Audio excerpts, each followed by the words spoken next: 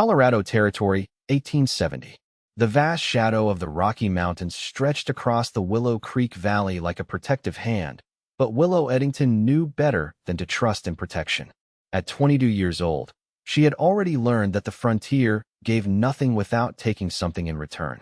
6 months a widow, Willow stood on her porch, her honey-blonde hair pulled back in a practical bun, her blue calico dress faded but meticulously clean.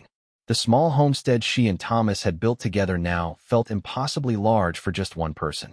14 acres of struggle, 14 acres of memory. No use in dwelling, she murmured to herself, tucking a stray lock of hair behind her ear. The spring air carried the scent of wild sage and prairie grass as she surveyed her property. The modest cabin, the small barn, the vegetable garden she'd expanded since Thomas's passing. Willow believed, with the conviction of someone who had lost too much too young, that survival on the frontier required solitude. Love was a luxury, a distraction that made you vulnerable. The West took the dreamers first, and Thomas had been a dreamer. She would not make the same mistake twice. Independence was her armor now. What Willow wanted was simple: to keep her land, to prove to the neighboring ranchers that a woman could manage a homestead alone, to silence the whispers in town suggesting she should sell out and move back east to her remaining family. What she told herself she didn't need was companionship, connection, the warmth of another soul to make this harsh land bearable. She was hauling water from the creek that gave the valley its name when she heard it, the uneven rhythm of hoofbeats approaching from the east. Not the steady pace of a healthy mount, but the desperate stumble of an animal pushing beyond exhaustion. The rider came into view against the late afternoon sun, slumped forward in the saddle of a lathered bay horse. Man and beast staggered toward her homestead, as if drawn by instinct to the only help for miles around. Willow dropped her buckets, water soaking into the thirsty earth. Her first instinct was caution. Strangers meant danger out here, especially to a woman alone. But the rider clearly posed no immediate threat. As the horse drew closer, she could see dark stains spreading across the man's shirt, the unmistakable crimson of blood. The bay horse stopped 10 yards from her, trembling with fatigue, and the rider finally lost his tenuous grip on consciousness. He slid sideways from the saddle, hitting the ground with a dull thud that made Willow wince. For 3 heartbeats, she stood frozen in indecision. Taking in a stranger meant risk. Leaving a man to die seemed a cruelty she couldn't bear, even after everything the frontier had taught her about self-preservation. Compassion won. Willow rushed forward, kneeling beside the fallen man. He was young, perhaps 25, with dark hair and features that might have been handsome if not contorted in pain. A bullet wound marred his left side, the blood still oozing slowly.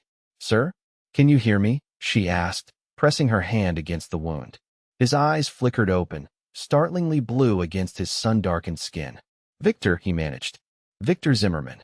You're shot, Mr. Zimmerman." "Just grazed," he murmured, though the wound suggested otherwise. "Water for my horse."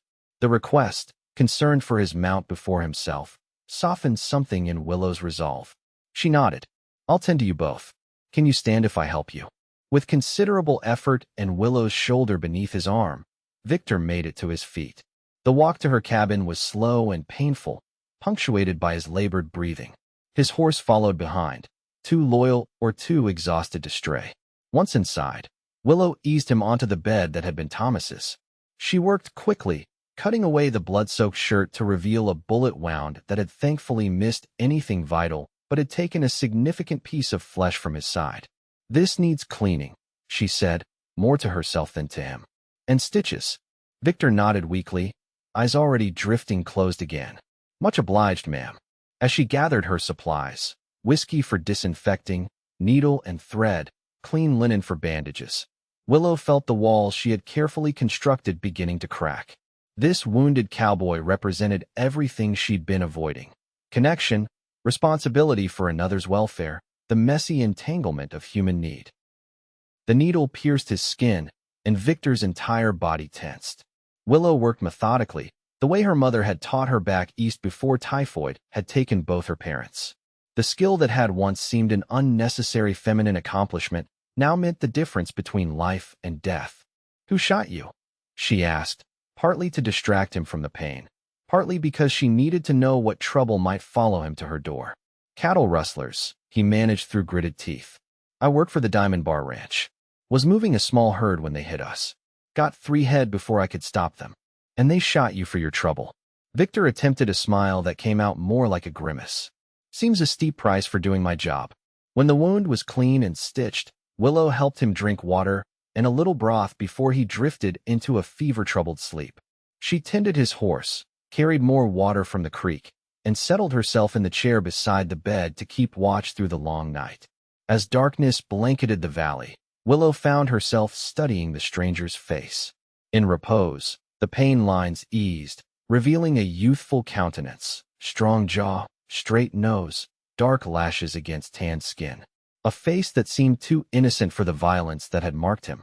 You should have stayed away from rustlers, Mr. Zimmerman, she whispered to his sleeping form. The frontier doesn't reward heroes. But even as she said it, Willow realized she had already broken her own rule of detachment. This injured cowboy was no longer simply a stranger. He was a responsibility, a connection to the outside world she'd been avoiding, and a disruption to the isolated life she'd convinced herself she wanted. Dawn broke, with Victor's fever finally breaking as well.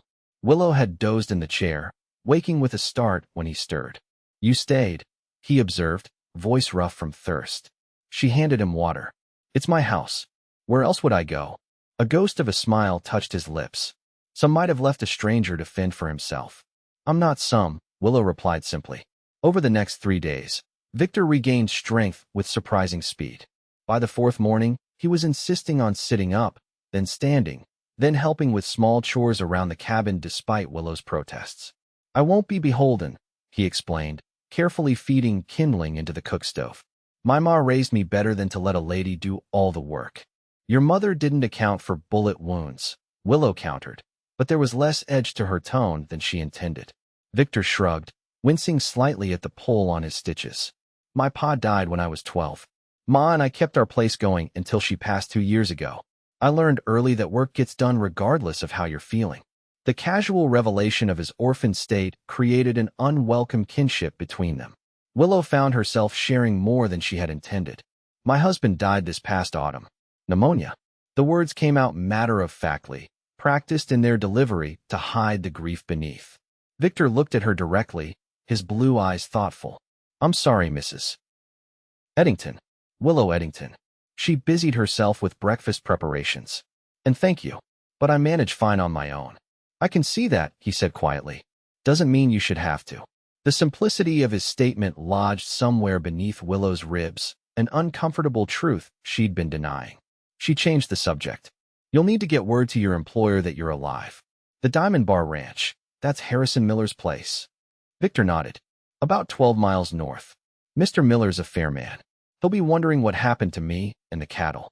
I can ride there tomorrow, Willow offered, surprising herself. Tell him where you are. I'll go with you. You're not well enough to. I'm well enough, Victor insisted, the stubborn set of his jaw reminding Willow suddenly, painfully, of Thomas. And I won't have you riding alone because of my troubles. The debate continued through breakfast, but by midday, it was clear Victor's recovery was progressing faster than Willow had expected. His movements were deliberate but steady, his color improving by the hour. That evening, as they sat on the porch watching the sunset paint the distant mountains, Victor told her about growing up in Missouri, coming west after his mother died, finding work with the Diamond Bar. What about you, he asked. How did you end up homesteading alone in Colorado territory? Willow hesitated, unaccustomed to sharing her story. But something about the gathering dusk and Victor's patient silence made it easier to speak. Thomas and I came from Pennsylvania 2 years ago. He had consumption, the early stages. The doctor suggested dry air might help. She paused, remembering their hopeful journey west. It did for a while. We filed our claim, built this cabin. Thomas seemed stronger. Then last winter, the consumption came back. No, that's what makes it harder. It was just pneumonia, something that might not have killed him if we'd been back east with proper doctors. The bitterness in her voice surprised even her. The frontier gives false hope before it takes everything. Victor was quiet for a long moment. Not everything, he finally said. You're still here. Still fighting. That counts for something. The simple validation in his words broke something loose inside her. Willow felt tears threatening for the first time in months and stood abruptly. I should check on your horse. The bay gelding, now recovered from his exhaustion, nickered softly as she approached the small corral. Willow stroked his velvet nose, grateful for the excuse to compose herself. His name is Copper, Victor said from behind her, having followed despite her retreat. Best cow horse I've ever worked with. Willow nodded, keeping her back to him. He's a fine animal. Willow. His voice was gentle. It's all right to grieve. All right to be angry at what the West has taken from you. Is it? She asked, finally turning to face him. In the fading light, his expression was earnest, open in a way that frightened her. Anger and grief won't plant crops or fix fences or keep this place running. No, Victor agreed. But denying them won't make the work any easier. The next morning, they rode toward the Diamond Bar Ranch together, Victor on Copper and Willow on her steady mare, Penny. Though he moved gingerly mounting up, Victor sat tall in the saddle, looking more cowboy than invalid. The journey took most of the day, giving Willow time to observe Victor in his element. He pointed out landmarks, told stories of cattle drives, named wildflowers she'd never noticed before. His enthusiasm for the country that had dealt him such a harsh blow was puzzling to her. How can you love it so much? She asked as they crested a rise overlooking a vast expanse of prairie. This land that nearly killed you. Victor considered the question seriously. I suppose because it's honest. The frontier doesn't promise safety, but it offers freedom, possibility. He glanced at her. And beauty, if you're willing to see it. Willow wasn't ready to acknowledge the kernel of truth in his words. The West had taken Thomas, taken her dreams of family, left her clinging to survival. She couldn't afford to see beauty in a landscape stained with loss. Harrison Miller proved to be exactly as Victor had described, a fair man, concerned for his missing cowhand, and genuinely relieved to find him alive. The graying rancher insisted they stay the night, offering Victor his job back whenever he was fully healed. And who might this be? Miller asked, turning his attention to Willow. Mrs. Eddington saved my life, Victor said simply. Tended my wound, gave me shelter. Miller's weathered face creased in recognition. Thomas Eddington's widow? The homestead down by Willow Creek. Willow nodded, uncomfortable with the scrutiny. Yes, sir. Thomas was a good man. Terrible shame about his passing. Miller's expression softened. You've been managing that place alone these 6 months? I have. The rancher exchanged a look with Victor that Willow couldn't quite interpret. Well, you've done a kindness taking care of young Zimmerman here. The Diamond Bar stands in your debt, Mrs. Eddington. That night, after a hearty meal with the ranch hands, Willow found herself on the bunkhouse porch, watching stars emerge in the velvet sky. The voices of men playing cards inside reminded her how isolated her existence had become. Penny, for your thoughts? Victor joined her, moving more easily now after a day in the saddle had worked the stiffness from his healing wound. I'm not sure they're worth that much, Willow replied with a small smile. I disagree. He leaned against the porch railing, his profile outlined in silver moonlight. Miller offered me my full wages for the time I've been laid up. Said any man who'd take a bullet defending Diamond Bar cattle deserves to be paid. That's generous of him. Victor nodded. I want you to take half. Willow straightened, pride flaring instantly. I don't need charity, Mr. Zimmerman. It's not charity. It's payment for medical services rendered, he countered smoothly. You saved my life, Mrs. Eddington. That's worth something. Before she could argue further, a commotion broke out at the ranch yard gate. Riders approaching in the dark, moving fast. The bunkhouse door banged open as Cowboy spilled out, hands moving to their sidearms. It's the sheriff, someone called out. And he's got company. Sheriff Webb from the town of Fairfield, 12 miles east, rode into the yard leading 2 hard-looking men with their hands bound to their saddle horns. Behind them, 3 ranch hands drove a small group of cattle bearing the Diamond Bar brand. Evening, Miller, the sheriff called. Found these rustlers trying to sell your beeves in Fairfield. Thought you might want to press charges. Miller stepped forward, face grim in the torchlight. Much obliged, Sheriff. Victor tensed beside Willow. Those are the men who shot me, he said quietly, then moved into the light. Sheriff, those men left me for dead 4 days ago when I tried to stop them taking Mr. Miller's cattle. The sheriff's bushy eyebrows rose. That's so, Zimmerman. Last I heard you were missing, presumed dead. Mrs. Eddington found me wounded and tended me back to health, Victor replied, gesturing toward Willow, who reluctantly stepped forward. The sheriff nodded respectfully to her. Ma'am, seems these miscreants have attempted murder to add to their cattle thieving. He turned to the bound men. Hear that, boys? Hanging offense now. The older of the two rustlers, a scar-faced man with cold eyes, spat on the ground. Ain't no jury gonna hang a man for shooting a cowboy who was threatening us. Threatening you? Victor's voice rose in indignation. You were stealing branded cattle in broad daylight. Your word against ours, the rustler sneered. And mine, Willow heard herself say, stepping forward. All eyes turned to her. Mr. Zimmerman's wound was consistent with being shot from behind while riding, not the injury of a man making threats. The sheriff gave her an appraising look. You certain of that medical assessment, Mrs. Eddington? My father was a doctor in Pennsylvania, Willow replied, the lie coming easily in the face of the rustler's malice. I assisted him for years before coming west. It wasn't entirely untrue. Her father had indeed been a doctor, and she had occasionally observed his work. The confidence in her voice seemed to convince the sheriff, who nodded. That's good enough for me. He turned to his deputies. Lock these boys up tight tonight. We'll take them to the territorial court in Denver next week. As the prisoners were led away, Willow found herself trembling slightly with the audacity of her intervention. Victor placed a steadying hand on her arm. Thank you, he said quietly. That took courage.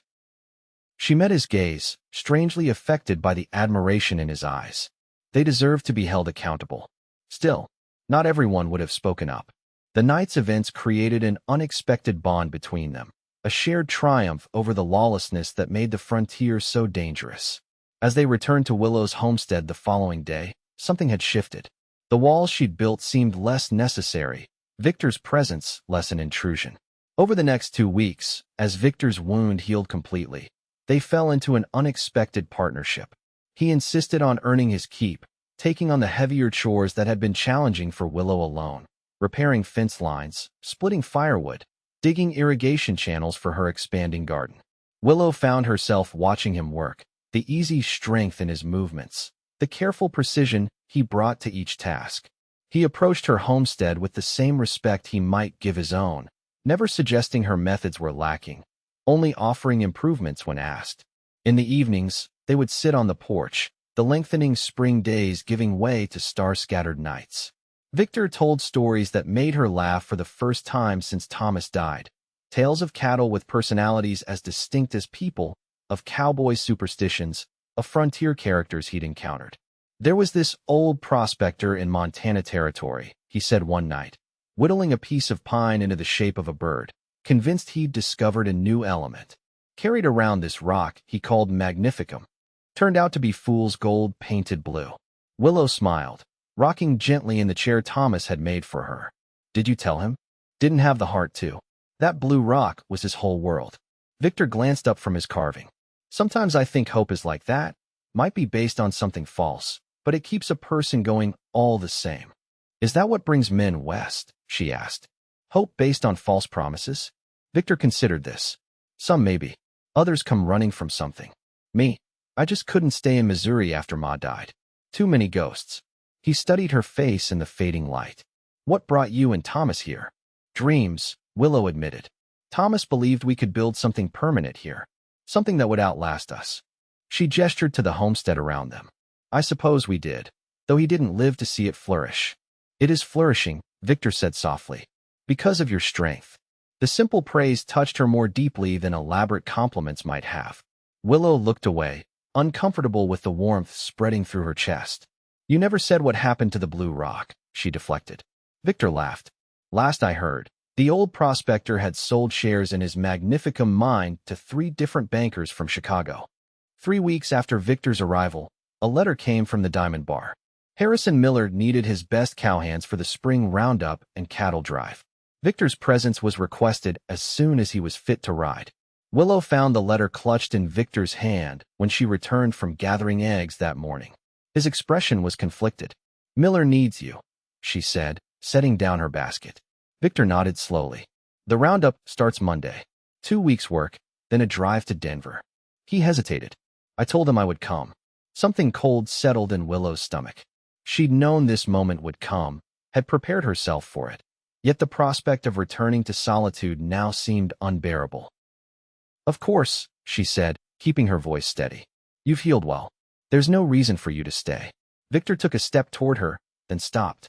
"Willow, your wages from Miller will help you start fresh," she continued briskly, turning away to bustle around the kitchen. "Perhaps you can save enough to buy your own place someday. Is that what you think I want? My own place?" The genuine confusion in his voice made her turn back. Victor stood in the center of her kitchen, morning light streaming through the window behind him, his expression open and vulnerable in a way that made her heart twist. "Isn't that what every man wants out here?" she asked. "His own piece of the frontier to tame?" Victor shook his head slowly. "Not every man. Some of us want something else entirely." The weight of unspoken meaning hung between them. Willow's hands trembled slightly as she reached for the coffee pot. "The roundup will keep me busy through May," Victor continued, watching her carefully. "But I was hoping. That is, I wondered if I might come back here afterward." Willow stilled.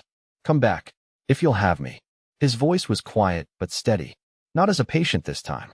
Not even as a hired hand, though I'd work twice as hard as any man you could pay." "Then as what?" she asked, though she already knew the answer, could see it in the earnest blue of his eyes. "As a man who's found something worth more than land or cattle or gold." Victor closed the distance between them, taking her hands in his.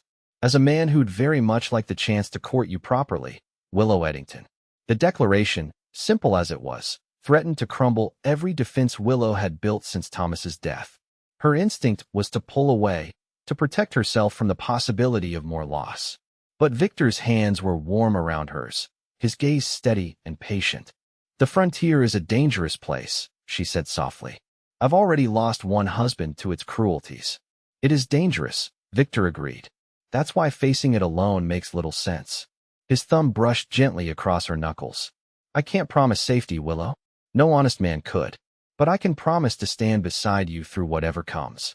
The sincerity in his voice reached something long dormant within her, the part that had once believed in possibilities rather than merely survival. Still, doubt lingered. "You hardly know me," she protested. Victor's smile was gentle. "I know you're brave enough to take in a stranger with a bullet wound, skilled enough to save his life, strong enough to keep this place running alone." He paused. "And kind enough to make a lonely cowboy believe in second chances." Tears welled in Willow's eyes despite her best efforts. "I'm afraid," she admitted, the words barely audible. "Of what?" "Of believing again. Of building something that can be taken away." Victor released one of her hands to brush a tear from her cheek. "Everything in this life can be taken away, Willow. That's why what we build together matters all the more." In that moment, with spring sunlight warming the kitchen and Victor's hopeful gaze on hers, Willow felt something shift inside her, the first tentative crumbling of the walls she'd erected around her heart. "When you return from the cattle drive," she said finally, "we could see." The smile that lit Victor's face was like sunrise breaking over the mountains. "That's all I ask. A chance to show you we're stronger together than apart." The 2 weeks of Victor's absence stretched endlessly for Willow. She threw herself into spring planting, extended her chicken coop, even repainted the front door. Anything to keep her mind from wondering if he would truly return, if the connection between them had been real or merely born of circumstance. Late one afternoon, as she weeded her vegetable garden, hoofbeats approached from the north. Willow straightened, shading her eyes against the setting sun, heart quickening at the sight of a lone rider. Victor dismounted before Copper had fully stopped, his smile visible even at a distance. He looked trail-worn but vibrant, his hat pushed back on his head, his movements energized despite what must have been an exhausting 2 weeks of roundup work. "You came back," Willow said as he reached her, suddenly shy. "I said I would." Victor removed his hat, running a hand through hair that had grown longer during their separation. "Nothing could have kept me away." That evening, over a dinner Willow had prepared with special care, Victor told her about the roundup, the cattle drive to Denver, the characters he'd worked alongside. But his gaze kept returning to her face, as if reassuring himself she was real. "Harrison Miller offered me a permanent position," he said finally. "Foreman of his South Range. Good wages, cabin included." Willow's heart sank. The Diamond Bar South Range was at least 20 miles away, too far for regular visits, especially with the demands of ranch work. That's a fine opportunity, she managed, setting down her fork. Congratulations.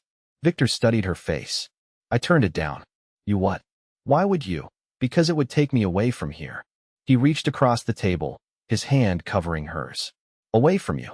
The simple declaration stole Willow's breath. Victor, you can't make decisions like that based on whatever this is between us. We hardly know what it is ourselves. I know exactly what it is, he said quietly. At least for me. His fingers tightened gently around hers. I love you, Willow Eddington. I think I started falling the moment you stitched me up and told me not to be foolish about rustlers. The words hung in the air between them, beautiful and terrifying. Willow felt tears threatening again.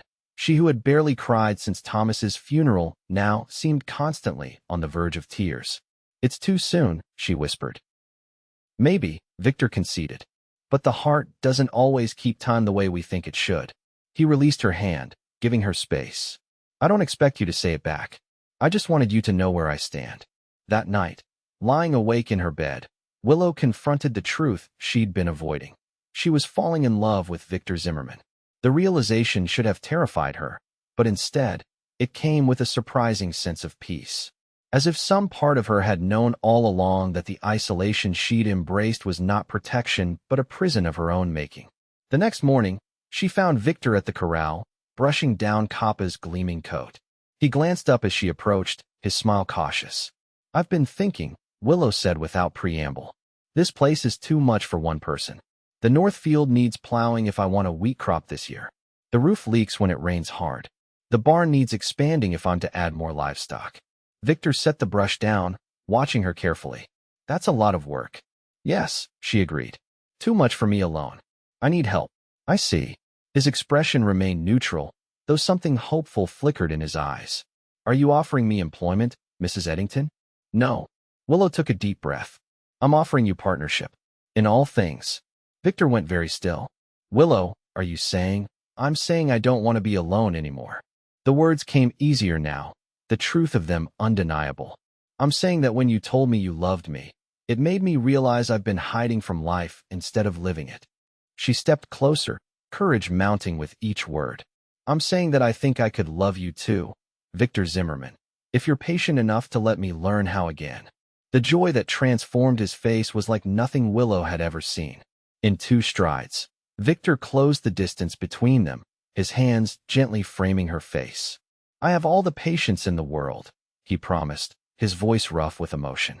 However long it takes. Their first kiss was gentle, a question and answer both. When they drew apart, Willow found herself smiling, a real smile that reached deep inside to places she'd thought permanently darkened by grief. Over the next month, true to his word, Victor courted her properly. He brought wildflowers gathered from the meadow, carved small wooden animals that began populating her kitchen windowsill, read aloud from dog-eared books by lamplight in the evenings. More importantly, he worked alongside her from dawn to dusk, transforming the struggling homestead into a thriving small ranch. Together, they replanted the north field, repaired the roof, expanded the barn, added 6 head of cattle purchased with Victor's savings. Word spread through the valley about the young widow and the cowboy who'd taken a bullet from rustlers, now building something remarkable together. Harrison Miller rode over one evening, bringing with him a heifer calf as a gift. Wedding present, he announced gruffly, though Victor had not yet formally proposed. Best milking bloodlines in the territory. We're not, Willow began, flushing. Miller waved her objection away. Just a matter of time, way I see it. And I repay my debts. Diamond borrows both of you for catching those rustlers.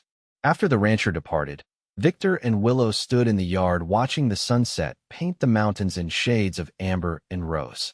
The new calf had joined their small herd, already looking at home in the improved pasture. He's right, you know, Victor said quietly, his arm slipping around Willow's waist. It is just a matter of time. Unless. He hesitated. Unless you're not ready. Willow turned in his embrace, studying the face that had become as familiar as her own reflection. The past 6 weeks had shown her who Victor truly was, his unwavering work ethic, his gentle humor, his absolute reliability in crisis and calm alike. I think, she said slowly, that waiting too long is as foolish as rushing in. Her hands rested against his chest, feeling the steady beat of his heart beneath her palms. Life on the frontier teaches you to recognize true value when you find it. Victor's eyes searched hers, hope blazing in their blue depths. Willow Eddington, are you proposing to me? A laugh bubbled up from somewhere deep inside her, bright and unexpected. I believe that's your job, Victor Zimmerman. Without hesitation, Victor dropped to one knee in the dusty yard, still holding her hand. The last rays of sunset gilded his dark hair as he looked up at her with an expression of such complete devotion that Willow felt her last doubts melting away. I came to Colorado territory searching for something I couldn't name, he said, his voice strong and sure. I thought it was land or opportunity or fortune, but it was you, Willow. A home, a partner to face this wild country beside me. He pressed a kiss to her knuckles. Will you marry me? Make this place ours together. Yes, Willow answered, the single word carrying all the hope she'd once thought lost forever. Yes, I will marry you. When he stood and pulled her into his arms, Willow knew she was exactly where she belonged. The frontier that had taken so much from her had, against all odds, given her something precious in return, a second chance at love, at family, at believing in possibilities. They were married 2 weeks later in the town of Fairfield, with Harrison Miller and several Diamond Bar Cowboys as witnesses.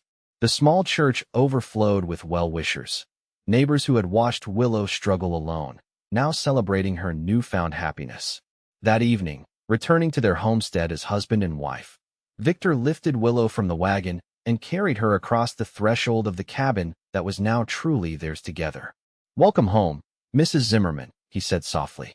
Willow touched his face, marveling at how completely her life had transformed in the months since a wounded cowboy had stumbled onto her land. I never expected this, she confessed. Never thought I could find love again in this harsh place. Victor smiled, pressing his forehead to hers. The frontier gives nothing freely. But what we build here, what we fight for together, that's what makes it home.